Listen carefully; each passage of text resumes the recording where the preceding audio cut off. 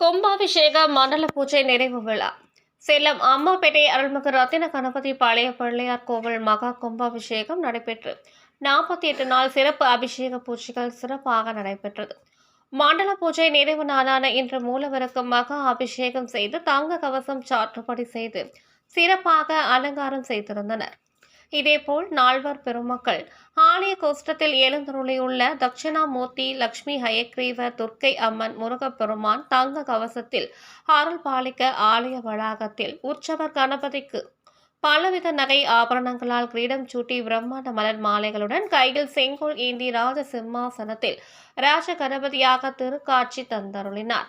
அருகே உற்சவர் ஐயப்ப சுவாமி, முருகப்பெருமான் மற்றும் லட்சுமி ஐயக்ரீவர், துர்க்கை அம்மன், தட்சிணாமூர்த்தி தெய்வங்கள் சிறப்பு அலங்காரத்தில் அருள் பாலிக்க நெய்வேத்தியம் சமர்ப்பித்து பஞ்ச கற்பூர ஆரத்தியுடன் மகா தீபாராதனை நடைபெற்றது.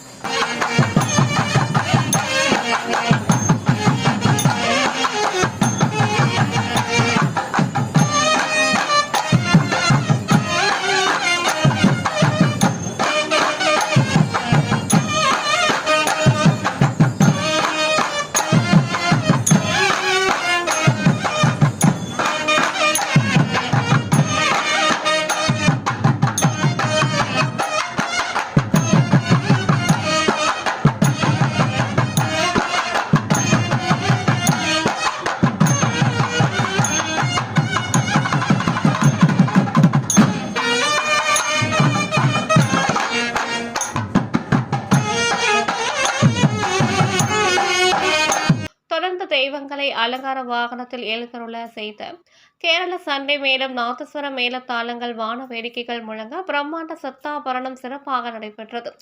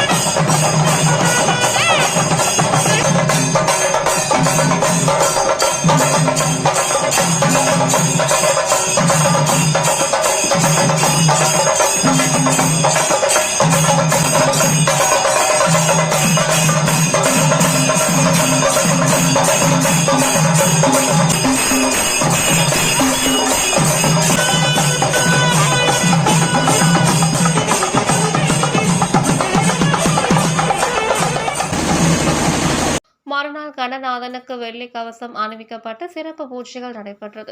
பின்னர் உற்சவர் ஊஞ்சல் சேவை சிறப்பாக நடைபெற்றது. இந்நிகழ்ச்சி ஏற்பாடுகளை திருக்கோவில் நிர்வாகஸ்தர்கள் தலைவர் SR விஸ்வநாதன், செயலாளர் P சிவசண்முகம், பொருளாளர் பட்டு S Selvaraj, J Manickam, XMC RPA Chandrasekaran, A Vedachalam மற்றும் பழைய பிள்ளையார் கோவில் மகா ஜனங்கள் சிறப்பாக செய்திருந்தனர்.